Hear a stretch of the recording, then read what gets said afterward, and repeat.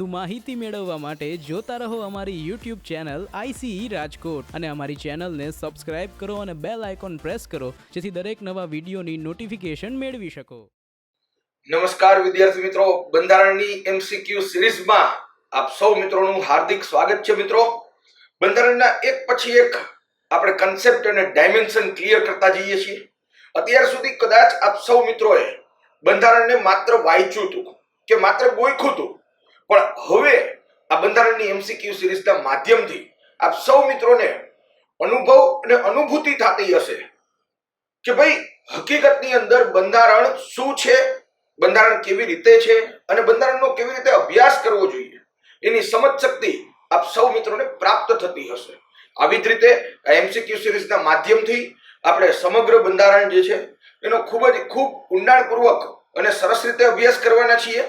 GPSC class 1-2, STI, PI, DYSO, બિન સચિવાલય, PSI, ASI, constable, મતલબ કે કોઈ પણ સ્પર્ધાત્મક પરીક્ષા હોય પણ જે વિદ્યાર્થી મિત્રોએ આ બંધારણની MCQ સિરીઝના દરેક વિડીયોનો અભ્યાસ કરી લીધો હશે તો મિત્રો એમનો બંધારણનો કોઈ જ પ્રશ્ન ખોટો નહીં પડે એવો મને વિશ્વાસ છે। મિત્રો, એટલે આજના દિવસે આપણે ગઈકાલે અનુચ્છેદ 21 એટલે કે કોઈ પણ વ્યક્તિને શારીરિક સ્વતંત્રતા અને જીવન જીવવાના હકથી કાયદા દ્વારા સ્થાપિત પ્રક્રિયા સિવાય વંચિત કરી શકાય નહીં એના વિશે આપણે ખૂબ સરસ રીતે સમજ્યા। આપણે જોયું કે અનુચ્છેદ 21 એકદમ ડાયનેમિક અનુચ્છેદ છે। ગઈકાલના વિડીયોમાં આપ સૌ મિત્રોને ખૂબ મજા આવી હશે આર્ટિકલ 21 સમજવાની, અને અનુચ્છેદ 21 ઉપર સુપ્રીમ કોર્ટે ઘણા બધા ચુકાદાઓ આપ્યા છે, અને અનુચ્છેદ 21 કદાચ મૂળભૂત અધિકારનો એક એવો અનુચ્છેદ છે કે જેનું સુપ્રીમ કોર્ટે સૌથી વધુ વખત અર્થઘટન કરેલું છે એવો આ અનુચ્છેદ છે। હવે જે અર્થઘટન કરેલા છે સુપ્રીમ કોર્ટે, આપણે ગઈકાલના વિડીયોની અંદર જોયું કે અલગ અલગ કેસની અંદર સુપ્રીમ કોર્ટે અનુચ્છેદ 21 ના જીવન જીવવાના હકના શારીરિક સ્વતંત્રતાના અર્થઘટન કર્યા।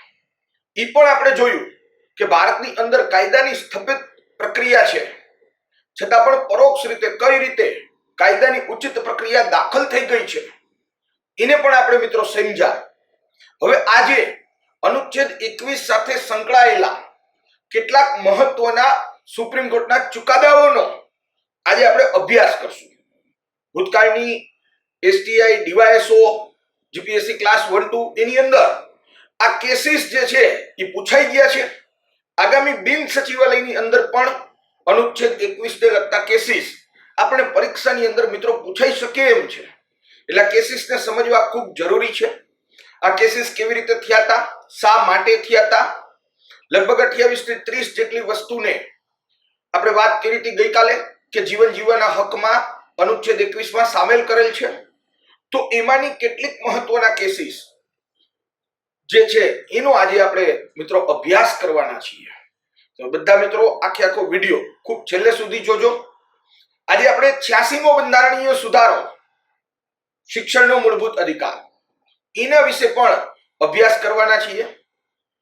તો શરૂ કરું છું મિત્રો આજનો પહેલો પ્રશ્ન, અને પહેલા પ્રશ્નની અંદર વાત કરવામાં આવી કે નીચેનામાંથી યોગ્ય વિકલ્પની પસંદગી કરો। એનું પહેલું વિધાન, અને પહેલું વિધાન એમ કહે છે કે મોહિની જૈન વિરુદ્ધ કર્ણાટક રાજ્યના કેસમાં સુપ્રીમ કોર્ટે ચુકાદામાં જણાવ્યું કે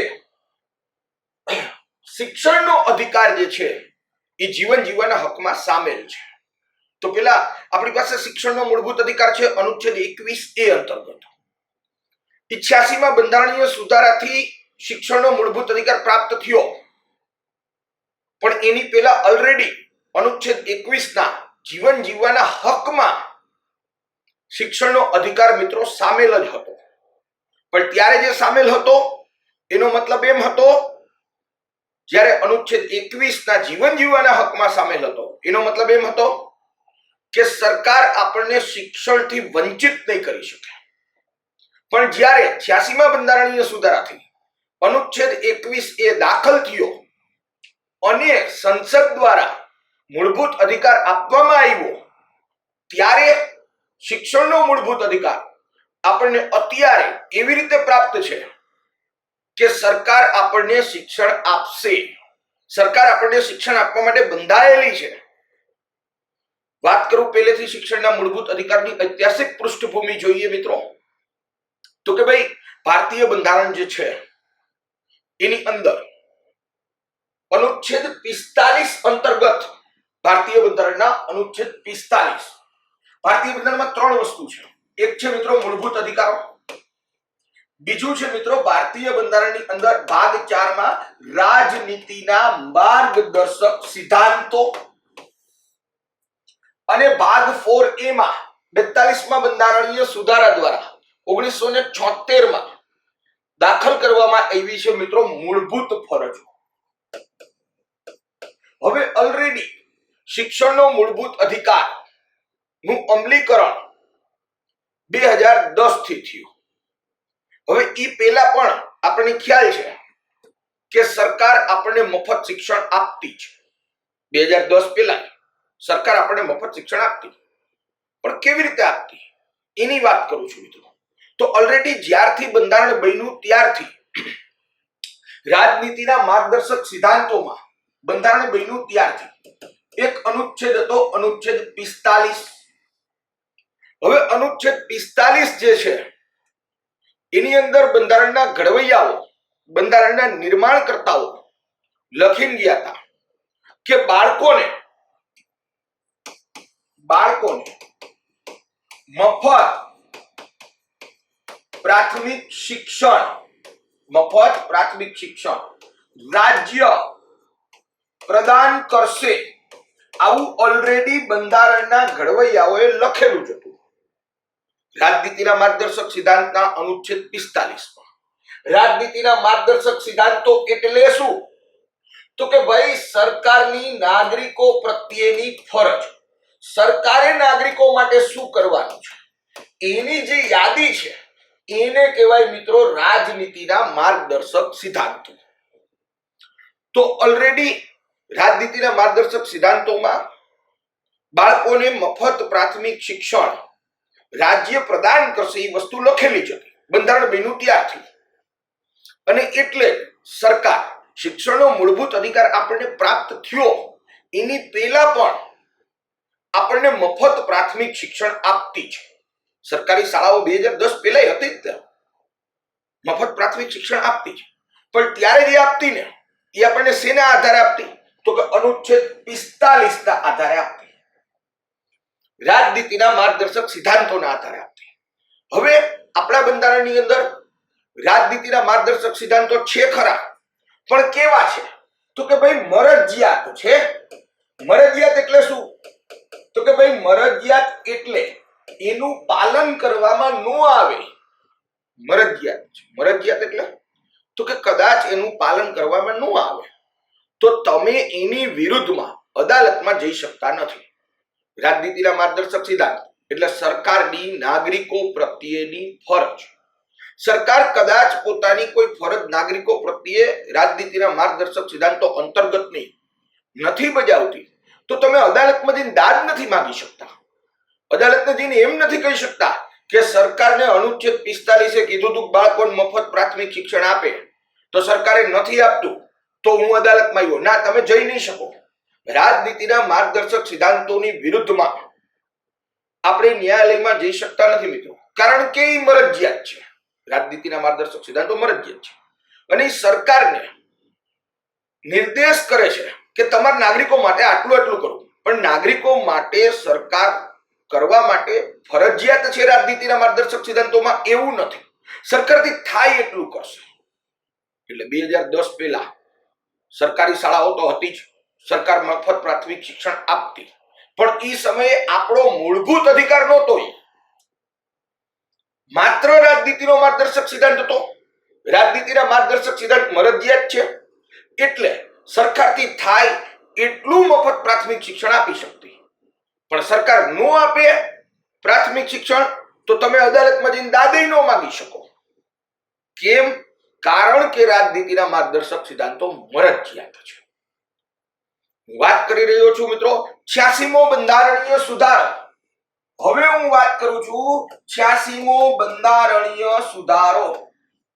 86માં બંધારણીય સુધારાથી 6 થી 14 વર્ષના બાળકોને મફત અને ફરજિયાત પ્રાથમિક શિક્ષણનો મૂળભૂત અધિકાર દાખલ કરવા.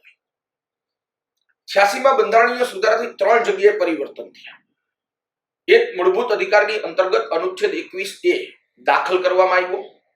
બીજું, અનુચ્છેદ 45માં આ જે લખેલું હતું બંધારણ બન્યું ત્યારે એને ભૂસીને નવી વસ્તુ લખવામાં આવી.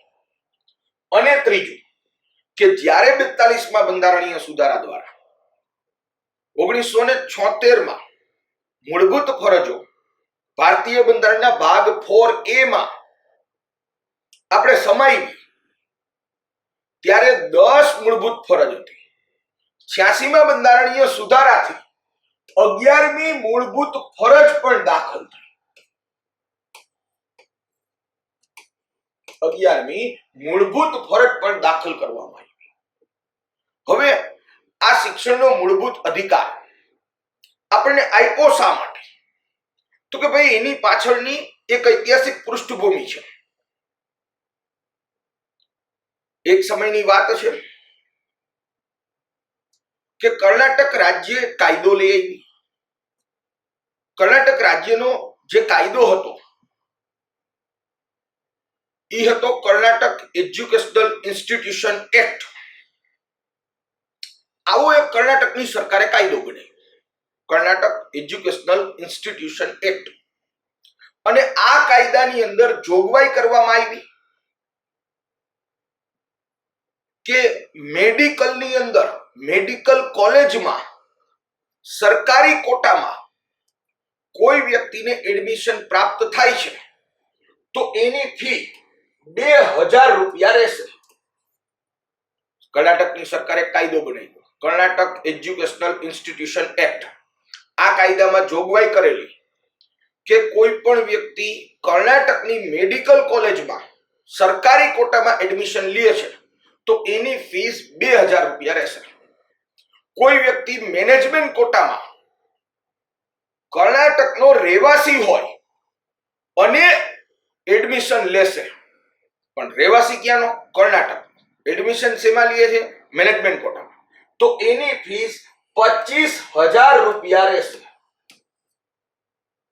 અને ત્રીજું, આ જ કાયદામાં કર્ણાટક એજ્યુકેશનલ ઇન્સ્ટિટ્યુશન એક્ટમાં કે ભાઈ મેનેજમેન્ટ કોટામાં કોઈ કર્ણાટકનો નિવાસી નથી અને બીજા રાજ્યનો રહેવાસી છે એવી કોઈ વ્યક્તિ કર્ણાટકની મેડિકલ કોલેજમાં એડમિશન લેશે તો એની ફીસ 60000 રૂપિયા.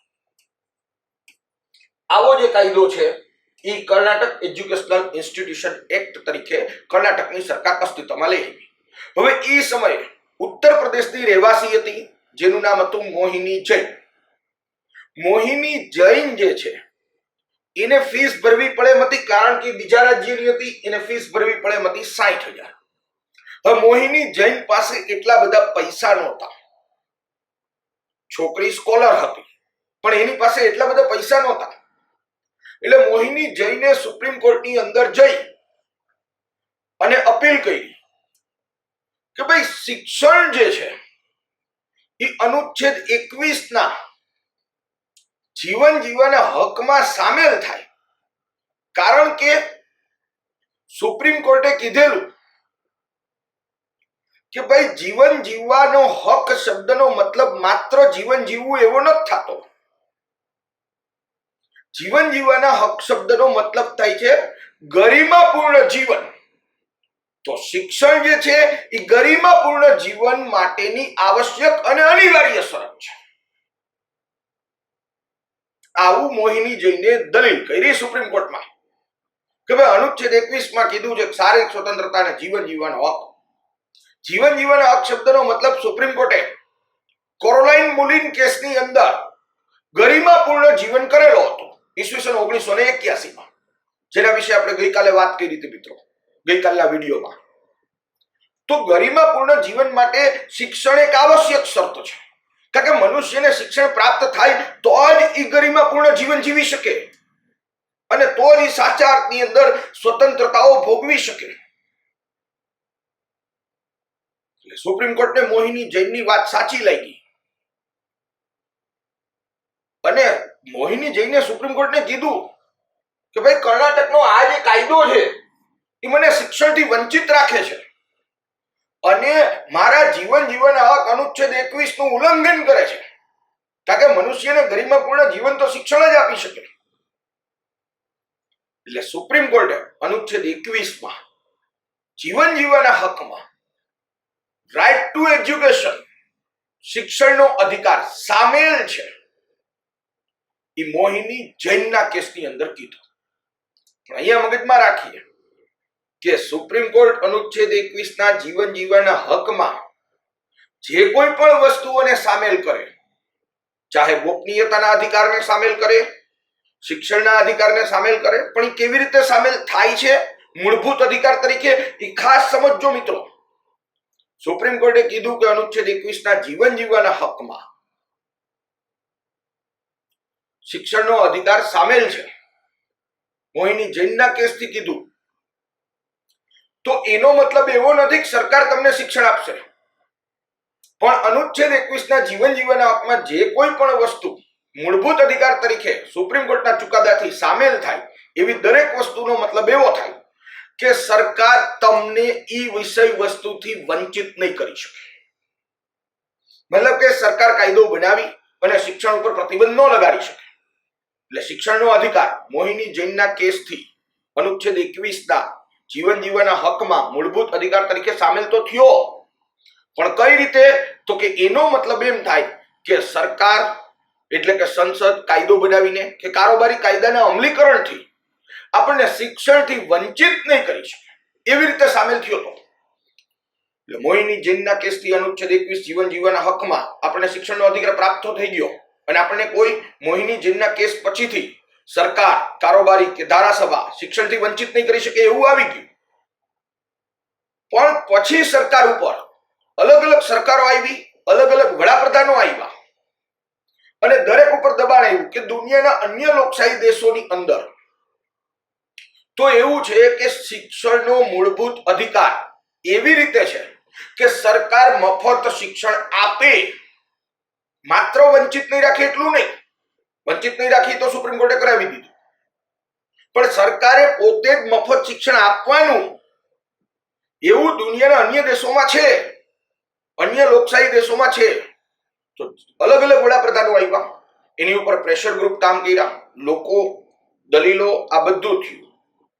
અંતે મિત્રો ભારતીય બંધારણની અંદર 86મો બંધારણીય સુધારો કરવામાં આવ્યો અને હવે બંધારણીય સુધારા કરી અને અનુચ્છેદ 21A માં શિક્ષણનો મૂળભૂત અધિકાર આપવામાં આવ્યો. એ કેવી રીતે આપવામાં આવ્યો? તો કે એવી રીતે કે સરકાર હવે મફત અને ફરજિયાત પ્રાથમિક શિક્ષણ આપશે, માત્ર વંચિત નહીં કરે એમ નહીં. વંચિત તો નહીં જ કરી શકે, એ તો સુપ્રીમ કોર્ટે કહી જ દીધું, પણ હવે તો સરકારે શિક્ષણ આપવું પડશે. મફત અને ફરજિયાત પ્રાથમિક શિક્ષણ સરકારે આપવું જ પડશે. એટલે 86મા બંધારણીય સુધારાથી મૂળભૂત અધિકારની અંદર એક અનુચ્છેદ સામેલ કર્યો, અનુચ્છેદ 21A, અને લખ્યું અનુચ્છેદ 21A માં લખ્યું કે 6 થી 14 વર્ષના બાળકોને 6 થી 14 વર્ષના બાળકોને મફત અને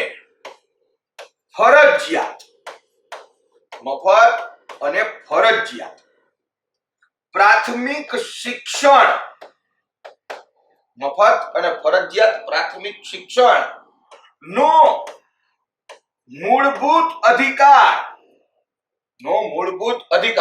સંસદ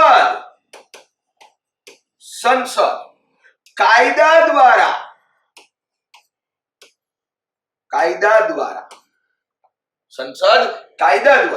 નક્કી કરે તે મુજબ પ્રાપ્ત રહેશે. એટલે પહેલી વસ્તુ તો ઈ કે અનુચ્છેદ 21A શિક્ષણનો મૂળભૂત અધિકાર દાખલ કર્યો એટલે સરકારે હવે 6 થી 14 વર્ષના બાળકોને મફત અને ફરજિયાત પ્રાથમિક શિક્ષણ આપવું પડશે. હવે અહીંયા પણ કેવી રીતે એનું અમલીકરણ થશે? 6 થી 14 વર્ષના બાળકોને મફત અને ફરજિયાત પ્રાથમિક શિક્ષણનો મૂળભૂત અધિકાર ખરો, પણ એ કઈ રીતે પ્રાપ્ત રહેશે, કઈ પ્રોસિજર મુજબ પ્રાપ્ત રહેશે? તો કે સંસદ એના માટે કાયદો બનાવશે અને કાયદા દ્વારા સંસદ જે કાયદો બનાવે કાયદા દ્વારા સંસદ કાયદામાં જે નક્કી કરે એ મુજબ અનુચ્છેદ 21A નો શિક્ષણનો મૂળભૂત અધિકાર 6 થી 14 વર્ષના બાળકોને પ્રાપ્ત થશે.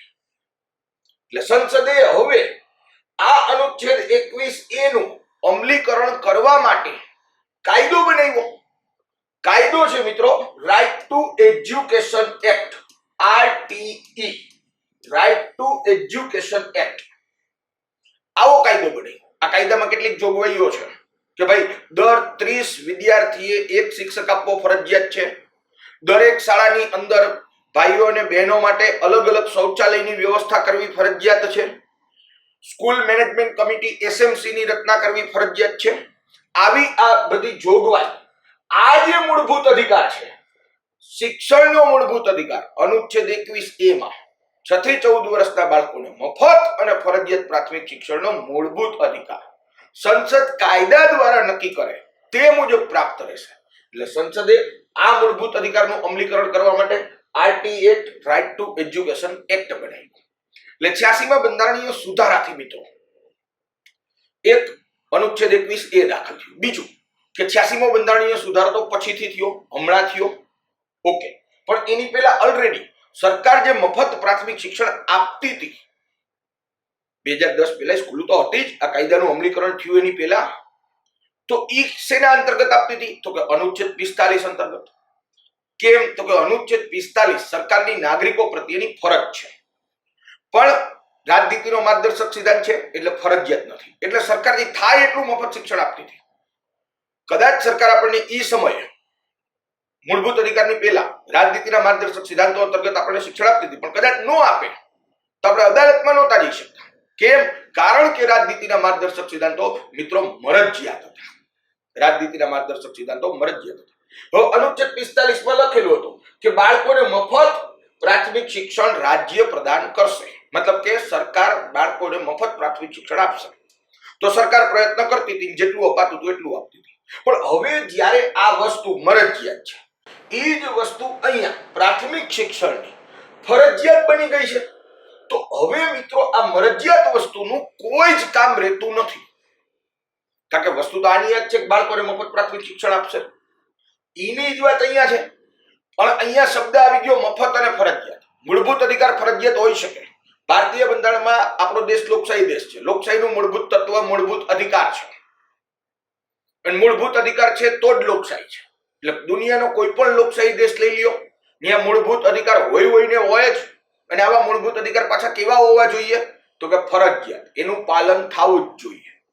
જે મિત્રોને કદાચ ખ્યાલ ન આવતો હોય તો મારો અગાઉનો વિડીયો ખાસ અધિકાર એટલે એવો એક MCQ સિરીઝમાં વિડીયો મૂક્યો છે. આના ઉપર મેં ખૂબ તલસ્પર્શી ઊંડાણપૂર્વક વાત કરી છે ફરજિયાત ને મરજિયાત વિશે. તો ખાસ બધા મિત્રો અગાઉના વિડીયો જોઈ લેજો, કારણ કે બંધારણ ક્રમશઃ ભણવાનો વિષય છે. એક સમજાય તો બીજું સમજાય, બીજું સમજાય તો ત્રીજું સમજાય, ત્રીજું સમજાય તો ચોથું સમજાય, એમ કરતા કરતા આખું બંધારણ સમજાય. બંધારણ એવો વિષય નથી ગમે ત્યારે ગમે ત્યાંથી આપણે જોઈએ અને આપણને આવડવા માંડે, એવું નહીં થાય મિત્રો. વાત કરું મિત્રો, એટલે આ વસ્તુ જે લખેલી હતી, પણ હવે આ જ વસ્તુ અહીંયા ફરજિયાત રૂપે આવી ગઈ. તો મરજિયાત વસ્તુનું કોઈ કામ રહેતું નથી. એટલા માટે મિત્રો 86માં બંધારણીય સુધારાથી અનુચ્છેદ 45 થી અંદર જે વસ્તુ લખેલી હતી એ ભૂસી ગઈ. જે વસ્તુ અનુચ્છેદ 45 માં લખેલી હતી એ 86માં બંધારણીય સુધારાથી ભૂસી ગઈ. 86માં બંધારણીય સુધારાથી 3 પરિવર્તન કર્યા. મૂળભૂત અધિકારમાં અનુચ્છેદ 21A દાખલ કર્યો. અનુચ્છેદ 45 માં જે લખેલું હતું બાળકોને મફત પ્રાથમિક શિક્ષણ રાજ્ય પ્રદાન કરશે, એ વસ્તુ હવે ભૂસી નહીં, કારણ કે એ જ વસ્તુ અહીંયા હવે ફરજિયાતમાં આવી ગઈ છે. એટલે જે લખેલું હતું એ ભૂસી નહીં. એની બદલે અનુચ્છેદ 45 માં મિત્રો નવું લખવામાં આવ્યું અને લખ્યું કે ભાઈ રાજ્ય રાજ્ય એટલે સરકાર, રાજ્ય એટલે દેશ, અને દેશ અમૂર્ત છે. દેશનું મૂર્ત સ્વરૂપ સરકાર છે. આપણે ભણી ગયા, અગાઉના વિડીયો જોઈ લેજો. રાજ્ય જે છે એ 6 વર્ષથી નાની વયના બાળકો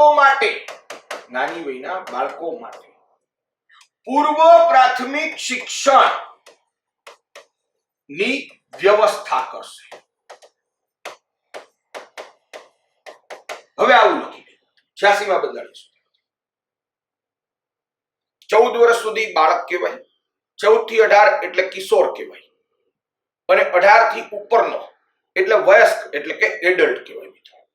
તો હવે જે બાળકો માટે એટલે કે 6 થી 14 વર્ષના બાળકો માટે જે વસ્તુ હતી એ તો અહીંયા ફરજિયાત આવી ગઈ. તો હવે અહીંયા અનુચ્છેદ 45 માં લખ્યું કે 6 વર્ષથી નાની વયના બાળકો માટે રાજ્ય પૂર્વ પ્રાથમિક શિક્ષણની વ્યવસ્થા કરશે. બાળક છે ને એ 6 વર્ષે 6ઠા વર્ષે પહેલા ધોરણમાં આવે. ઓકે, તો જ્યારે પ્રાથમિક શિક્ષણ એટલે ધોરણ 1 થી 8, તો પહેલા ધોરણની પહેલાનું જે શિક્ષણ હોય, બાલ મંદિર, બાલવાડી, અમારા જમાનામાં એવું જ હતું, બાલ મંદિર ને બાલવાડી. હવે થઈ ગયું છે ઘણું બધું, બહુ ફોરવર્ડ થઈ ગયું ને કલ્ચર. હવે તો પ્લે હાઉસ ને નર્સરી ને કેજી ને હાયર કેજી, લોઅર કેજી ને આવું ઘણું હવે આવી ગયું. તો એ બધું પૂર્વ પ્રાથમિક શિક્ષણ. 6 વર્ષની ઉંમર પહેલા જે આપણે ભણતા તો નથી, રમીએ, પ્લે હાઉસ ને નર્સરી ને આવું બધું, એ બધું પૂર્વ પ્રાથમિક શિક્ષણ. તો સરકાર જે છે એ આવી વ્યવસ્થા કરશે, પણ સરકારથી થાય એટલી કરે, કારણ કે છે શેમાં? રાજનીતિના માર્ગદર્શક સિદ્ધાંતમાં. એટલે કેવું હોય તો કે મરજીએ. તો સરકારથી થાય એટલા આંગણવાડી કેન્દ્રો ખોલે, બાલવાડી ખોલે, બાલ મંદિર ખોલે. 6 વર્ષથી નાની વયના બાળકો માટે પૂર્વ પ્રાથમિક શિક્ષણની થાય એટલી વ્યવસ્થા કરશે. એટલે 86માં બંધારણીય સુધારાથી 21 દાખલ કર્યો, મૂળભૂત અધિકાર આપ્યો. અનુચ્છેદ 45 અંતર્ગત જે લખ્યું તે ભૂસી નાખ્યું અને નવું લખ્યું કે 6 વર્ષથી નાની વયના બાળકો માટે સરકાર પૂર્વ પ્રાથમિક શિક્ષણની વ્યવસ્થા કરશે. અને ત્યાર પછી મિત્રો અહીંયા આપણને અધિકાર આપવામાં આવ્યો અનુચ્છેદ 21A, 6 થી 14 વર્ષના બાળકોને મફત અને ફરજિયાત પ્રાથમિક શિક્ષણનો મૂળભૂત અધિકાર સંસદ કાયદા દ્વારા નક્કી કરે તે મુજબ પ્રાપ્ત રહેશે. તો અહીંયા આપણને મૂળભૂત અધિકાર આપ્યો, તો સામે આપણી પણ દેશ પ્રત્યેની કેટલીક ફરજો છે, જેને આપણે કહીએ છીએ મૂળભૂત ફરજો. મૂળભૂત ફરજ એટલે નાગરિકની દેશ પ્રત્યેની ફરજ. એને કહેવાય મૂળભૂત ફરજ. આ પણ મરજિયાત છે. આપણું બંધારણ બન્યું ને ત્યારે મૂળભૂત ફરજ હતી જ નહીં. જાપાન દેશનું બંધારણ જોઈ અને આપણને ખ્યાલ આવ્યો, અને આવી મૂળભૂત ફરજો આપણે લીધી પાછી રશિયામાંથી.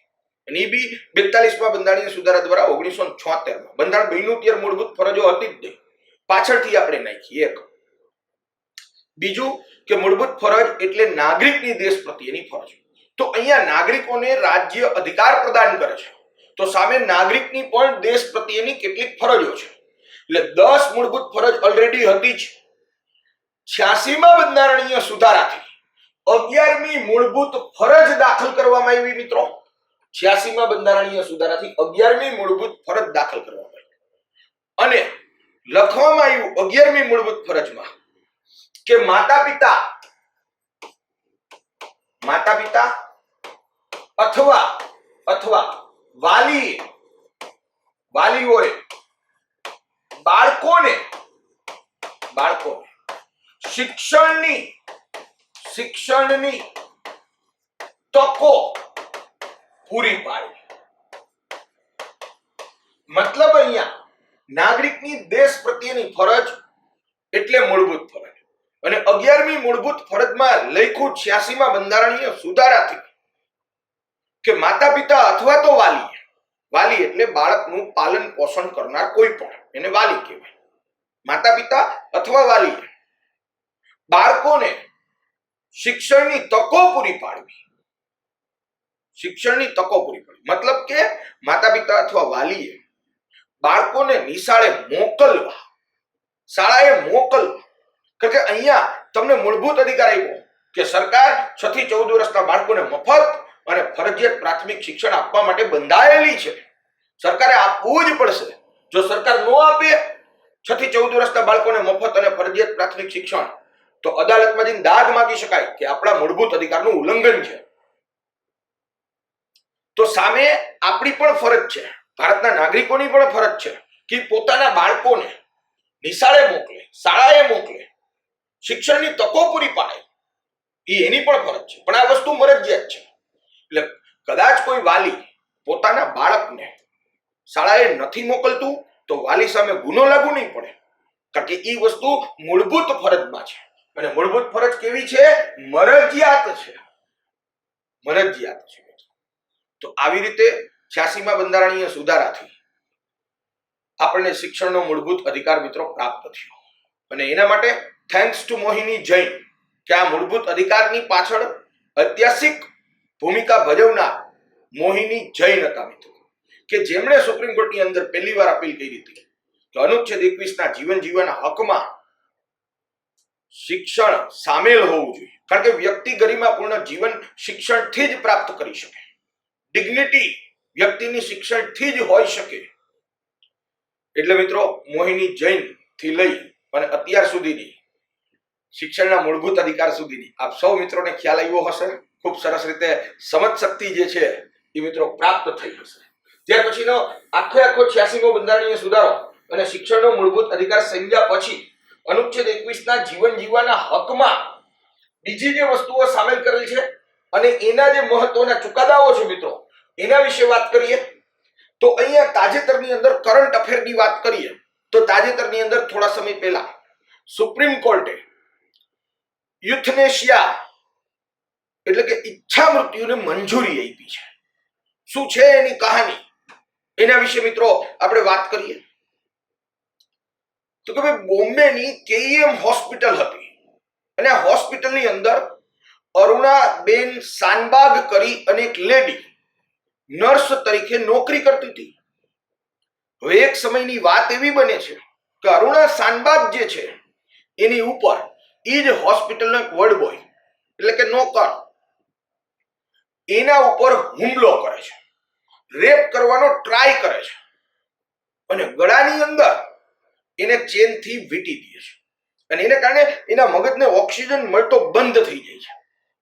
ગમે એમ કરીને લેડી છૂટી તો જાય છે, પણ થોડા સમય માટે એના મગજને ઓક્સિજન મળતો બંધ થાય, એને કારણે અરુણા શાનબાગની લેડી ઉપર જે હુમલો થયો એ હુમલાના પ્રત્યાઘાતમાં એ લેડી છે એ કોમામાં આવી જાય છે. લેડી કોમામાં આવી જાય છે. અરુણા શાનબાગ કે જે નર્સ હતી, તો બાકીની જે કંઈ પણ નર્સો હતી, હોસ્પિટલનો જે સ્ટાફ હતો, એ નક્કી કરે છે કે આની કેર આ જ હોસ્પિટલ કરશે. એના નામનો એક અલગથી સ્પેશિયલ રૂમ બનાવવામાં આવે છે. અને અરુણા શાનબાગ કોમામાં હતી, માત્ર શ્વાસ લેતી હતી, એને નળીથી ભોજન આપવામાં આવતું હતું, એ જીવતી હતી, પણ એનું મગજ કે એનું કોઈ જ વસ્તુ કામ નહોતી કરતી. અને આ અરુણા શાનબાગ જે છે એ મિત્રો આવી રીતે હોસ્પિટલના બિછાને લગભગ 40 વર્ષ જેટલા વર્ષો વિતાવે છે. તમે સમજી શકો છો કે એની ઉંમર વધતી ગઈ.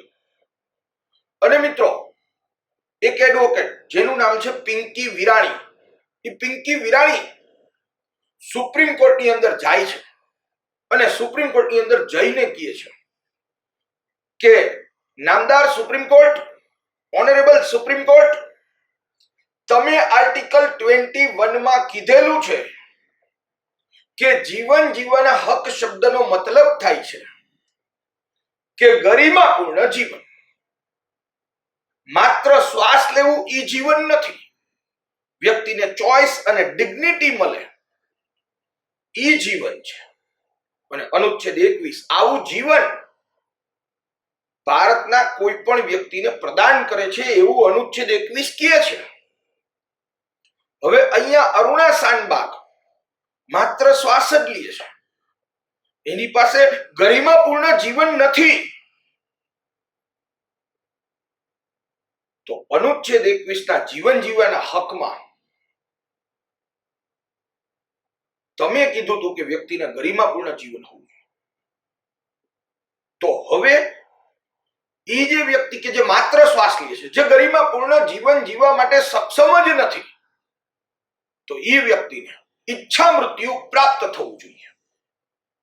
જે વ્યક્તિ માત્ર શ્વાસ લેતી હોય, જીવન નો જીવતી હોય, માત્ર શ્વાસ લેતી હોય, જસ્ટ બ્રીથિંગ, એવી વ્યક્તિને ઈચ્છા મૃત્યુ પ્રાપ્ત હોવું જોઈએ. એટલે ઈચ્છા મૃત્યુ જે છે એ ગરિમાપૂર્ણ જીવનનો ભાગ હોવું જોઈએ, અનુચ્છેદ 21 ની અંદર સમાવિષ્ટ હોવું જોઈએ. આવી દલીલ પિંકી વિરાણી એડવોકેટ 3 સુપ્રીમ ની અંદર કરે છે અને સુપ્રીમ કોર્ટ આ બાબતનો સ્વીકાર પણ કરે છે. યુથેશિયાના બે પ્રકાર છે, મતલબ કે યુથનેશિયા એટલે ઈચ્છા મૃત્યુ. ઈચ્છા મૃત્યુના મિત્રો બે પ્રકાર છે. એકને કહેવામાં આવે સક્રિય ઈચ્છા મૃત્યુ અને એકને કહેવામાં આવે મિત્રો નિષ્ક્રિય ઈચ્છા મૃત્યુ. સક્રિય એટલે એક્ટિવ યુથનેશિયા અને નિષ્ક્રિય એટલે પેસિવ યુથનેશિયા. સુપ્રીમ કોર્ટ આ કેસની અંદર ચુકાદો આપતા કહે છે કે નિષ્ક્રિય ઈચ્છા મૃત્યુ, પેસિવ યુથનેશિયા, નિષ્ક્રિય ઈચ્છા મૃત્યુ એ અનુચ્છેદ 21 ના ગરિમાપૂર્ણ જીવન જીવવાના હકમાં સામેલ છે. તમારા મનની અંદર પ્રશ્ન થતો હશે મિત્રો કે સક્રિય ઈચ્છા મૃત્યુ એટલે શું અને નિષ્ક્રિય ઈચ્છા મૃત્યુ એટલે શું? સક્રિય ઈચ્છા મૃત્યુ એટલે કોઈ પણ વ્યક્તિને ઝેર આપીને, ઇન્જેક્શન આપીને એવી રીતે જે મારી નાખવામાં આવે, કોઈ અસાધ્ય રોગથી પીડાતી વ્યક્તિ હોય તો એને ઇન્જેક્શન કે ઝેર કે એવી દવા આપીને મૃત્યુ નિપજાવવામાં આવે, એને કહેવાય સક્રિય ઈચ્છા મૃત્યુ. નિષ્ક્રિય ઈચ્છા મૃત્યુ એટલે એવું કે જે વ્યક્તિ અસાધ્ય રોગથી પીડાય છે, માત્ર શ્વાસ લે છે અને શ્વાસ એ પોતાની જાતે નથી લેતી, પણ લાઈફ સપોર્ટિંગ સિસ્ટમથી એ માત્ર જીવે છે. લાઈફ સપોર્ટિંગ સિસ્ટમથી માત્ર જીવે છે, મતલબ કે એને ખાવાનું પોતે નથી ખાતી, એને નળી દ્વારા આપવામાં આવે છે. શ્વાસ પોતે નથી લેતી, વેન્ટિલેટરથી એને શ્વાસ આપવામાં આવે છે. તો આવી જે વ્યક્તિ કે જે લાઈફ સપોર્ટિંગ સિસ્ટમથી પોતાનું જીવન જીવી રહી છે, હવે એ વ્યક્તિ ક્યાં સુધી જીવશે? તો કે લાઈફ સપોર્ટિંગ સિસ્ટમનો સપોર્ટ હશે ત્યાં સુધી. લાઈફ સપોર્ટિંગ સિસ્ટમ જ્યારે હટાવી દેવામાં આવે ત્યારે એ વ્યક્તિનું મૃત્યુ નિપજશે. અને આવી લાઈફ સપોર્ટિંગ સિસ્ટમ ઉપર જીવતી વ્યક્તિ ની લાઈફ સપોર્ટિંગ સિસ્ટમ હટાવી દેવામાં આવે અને મૃત્યુ નિપજાવવામાં આવે, એને કહેવાય નિષ્ક્રિય ઈચ્છા મૃત્યુ, પેસિવ યુથનેશિયા. તો સુપ્રીમ કોર્ટે પેસિવ યુથનેશિયાને મંજૂરી આપી, અનુચ્છેદ 21 ના ગરિમાપૂર્ણ જીવન જીવવાના હકમાં સામેલ કર્યું. હા, સુપ્રીમ કોર્ટે કીધું સક્રિય ઈચ્છા મૃત્યુને અમે ક્યારેય મંજૂરી નહીં આપીએ. દીપક મિશ્રા સાહેબની 5 જજોની બંધારણીય બેન્ચ હતી આ કેસની અંદર મિત્રો. નિષ્ક્રિય ઈચ્છા મૃત્યુ કે જે વ્યક્તિ માત્ર શ્વાસ લેતી હોય, એ પણ લાઈફ સપોર્ટિંગ સિસ્ટમથી જીવતી હોય, એની લાઈફ સપોર્ટિંગ સિસ્ટમ તમે હટાવી શકો. પણ એના માટે સુપ્રીમ કોર્ટે કીધું કે સંસદ જ્યાં સુધી આ ઈચ્છા મૃત્યુ માટેનો કાયદો નહીં બનાવે ત્યાં સુધી અમે એક માર્ગદર્શિકા જાહેર કરીએ છીએ અને કોઈ પણ વ્યક્તિના નિષ્ક્રિય ઈચ્છા મૃત્યુમાં આ માર્ગદર્શિકાનું પાલન કરવું ફરજિયાત રહેશે. નિષ્ક્રિય ઈચ્છા મૃત્યુને અનુચ્છેદ 21 ના ગરિમાપૂર્ણ જીવન જીવવાના હકમાં સમાવિષ્ટ કર્યું. સુપ્રીમ કોર્ટે એના માટે નિષ્ક્રિય ઈચ્છા મૃત્યુ માટે એક માર્ગદર્શિકા પણ જાહેર કરી. એની અંદર કીધું લિવિંગ વિલ, મતલબ કે વ્યક્તિ જ્યારે જીવતી હોય, હોશ હવાસમાં હોય, તો ત્યારે પોતે જ લખી નાખે લિવિંગ વિલ ની અંદર કે ભાઈ હું કદાચ લાઈફ સપોર્ટિંગ સિસ્ટમ ઉપર જાઉં તો પછી મને નિષ્ક્રિય ઈચ્છા મૃત્યુ આપજો, એવું પોતે જ લખી નાખે. જ્યારે હોશ હવાસમાં હોય ત્યારે. કદાચ એવું બને કે વ્યક્તિ ઓચિંતી જ હોશ હવાસમાં વહી ગઈ, તો પછી કોઈ પણ વ્યક્તિને નિષ્ક્રિય ઈચ્છા મૃત્યુ, પેસિવ યુથનેશિયા, દર્દીના માતા પિતા, સગા સંબંધી કે મિત્રો પાસેથી આ અરજી કરી શકાય અને નિષ્ક્રિય ઈચ્છા મૃત્યુ આપી શકાય. દર્દીના સગા સંબંધી કે મિત્રોની મંજૂરી લઈ એની અપીલથી આ કરી શકાય. બીજું કે નિષ્ક્રિય ઈચ્છા મૃત્યુ માટે મેડિકલ બોર્ડ તપાસ કરશે કે ખરેખર આ વ્યક્તિ રિકવર થાય એમ જ નથી ને. એના માટે મેડિકલ બોર્ડ છે એ પણ તપાસ કરશે. એટલે સુપ્રીમ કોર્ટે આવી નિષ્ક્રિય ઈચ્છા મૃત્યુ ની વાતને ગરિમાપૂર્ણ જીવન જીવન હકમાં સામેલ તો કરી, સાથે સાથે માર્ગદર્શિકા પણ આપી અને સંસદ કાયદો નહીં લઈ આવે ત્યાં સુધી આ માર્ગદર્શિકાનું પાલન કરવાનું રહેશે એ પણ વાત કરી મિત્રો. તો અહીંયા આ વાત થઈ મિત્રો તાજેતરનો ચુકાદો નિષ્ક્રિય ઈચ્છા મૃત્યુ, ઘણી બધી પરીક્ષાઓમાં પૂછાઈ ગયો. ત્યાર પછીનું આપણું જે ત્રીજું વિધાન છે મિત્રો, કેસ પુટ્ટાસ્વામી વિરુદ્ધ ભારત સંઘના કેસમાં રાઇટ ટુ પ્રાઇવેસી, ગોપનીયતાના અધિકારને અનુચ્છેદ 21 ના ગરિમાપૂર્ણ જીવન જીવવાના હકમાં સામેલ કર્યું. ઓલરેડી ગોપનીયતા માટે, ગોપનીયતાના અધિકાર માટે, ગોપનીયતાનો અધિકાર અનુચ્છેદ 21 ના ગરિમાપૂર્ણ જીવન જીવવાના હકમાં સામેલ છે. એના માટે ભૂતકાળમાં ઓલરેડી 2 કેસ થયેલા. એક ખડકસિંહનો કેસ હતો અને બીજો કેસ મિત્રો એમપી શર્મા સાહેબનો હતો.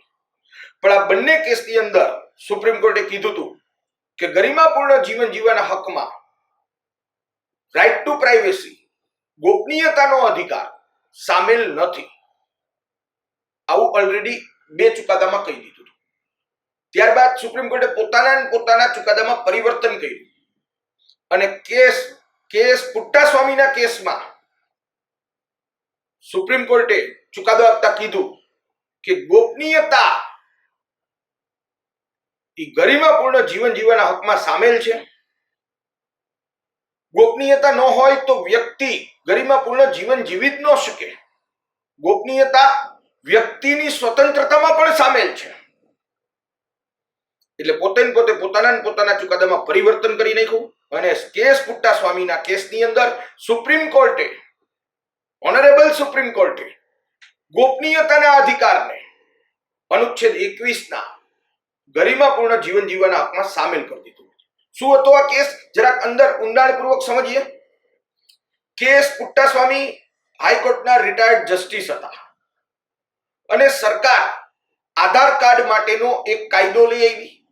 આપણને ખ્યાલ છે કે આપણે બધા પાસે આધાર કાર્ડ છે અને આધાર કાર્ડની અંદર સરકારે એવી જોગવાઈઓ રાખેલી કે બાયોમેટ્રિક આપણે ભારતના નાગરિકોએ આપવું પડે. બાયોમેટ્રિક એટલે આંખની કીકી આધાર કાર્ડ માટે આપવી પડે, હાથની ફિંગરપ્રિન્ટ આપણે આધાર કાર્ડ માટે આપવી પડે. આવો આધાર કાર્ડ માટેનો કાયદો લઈ આવી સરકારે. ત્યારે એ પણ ભૂલ કરેલી કે એ ખરડો નાણાં ખરડા તરીકે પસાર કરેલો, નહીં કે સામાન્ય ખરડા તરીકે. એટલે એ પણ એક વિવાદાસ્પદ બાબત હતી. સમજશું પછી નાણાં ખરડો, સામાન્ય ખરડો.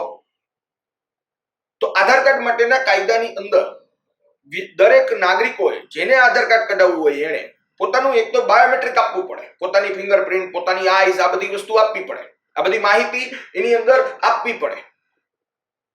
અને ત્યાર પછી સરકારે કેટલીક યોજનાઓ માટે આધાર કાર્ડ ફરજિયાત કરી નાખ્યું.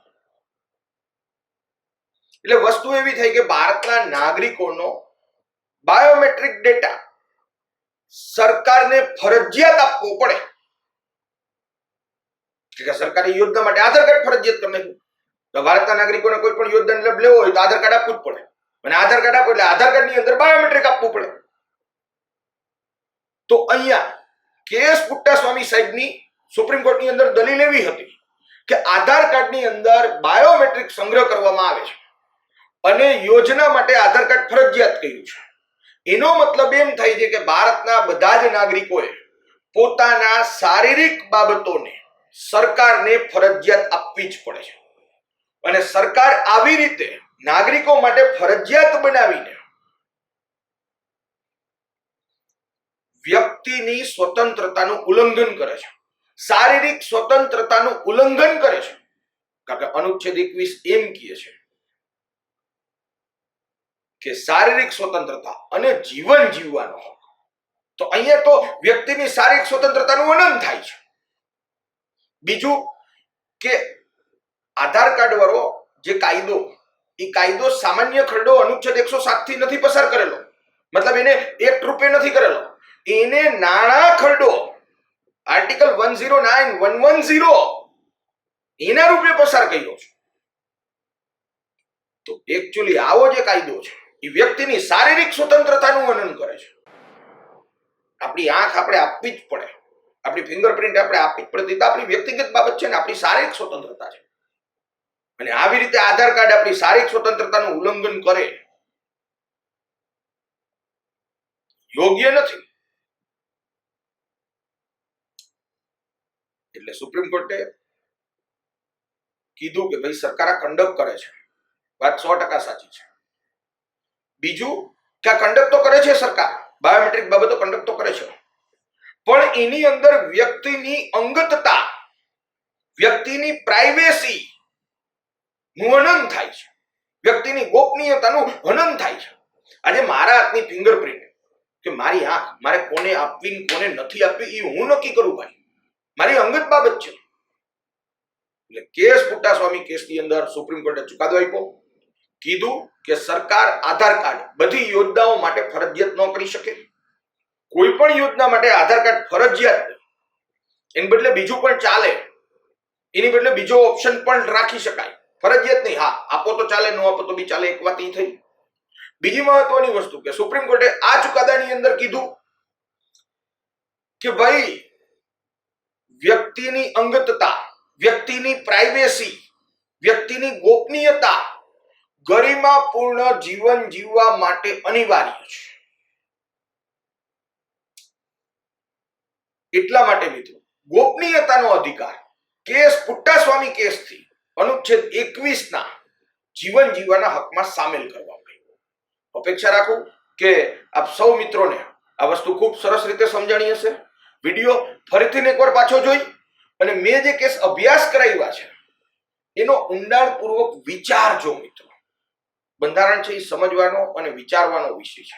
અત્યાર સુધી આપણે બંધારણ માત્ર વાંચતા રહ્યા, માત્ર ગોખતા રહ્યા, પણ હવે આપણે વિચારવું છે અને સમજવું છે દોસ્તો. જોઈ લઈએ ઓપ્શન કયા સાચા છે કયા ખોટા છે મિત્રો. તો પેલો જે કીધું તો મોહિની જૈન વિરુદ્ધ કર્ણાટક રાજ્યના કેસમાં સુપ્રીમ કોર્ટે શિક્ષણના અધિકારને અનુચ્છેદ 21 અંતર્ગત સામેલ કર્યું. તો પેલું વિધાન છે મિત્રો સાચું છે.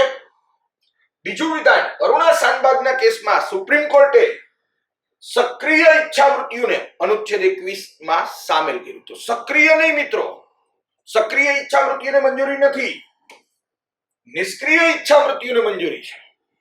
અને અનુચ્છેદ 21 માં નિષ્ક્રિય ઈચ્છા મૃત્યુ, પેસિવ યુથનેશિયા સામેલ છે. તો આનો મતલબ એમ થાય છે કે બીજું વિધાન છે એ ખોટું છે મિત્રો. કેસ સાચો છે અરુણા શાનબાગ. અને ત્રીજું મિત્રો કેસ પુટ્ટાસ્વામી કેસની અંદર વ્યક્તિના ગોપનીયતાના અધિકારને અનુચ્છેદ 21 ના જીવન જીવવાના હકમાં સામેલ કર્યું, રાઈટ ટુ પ્રાઇવેસી. તો આ વિધાન પણ મિત્રો સાચું છે.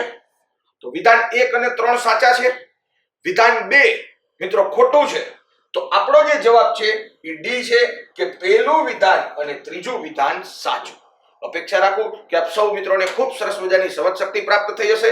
આપ સૌ મિત્રોનો ખૂબ ખૂબ આભાર. Thank you very much to all of you.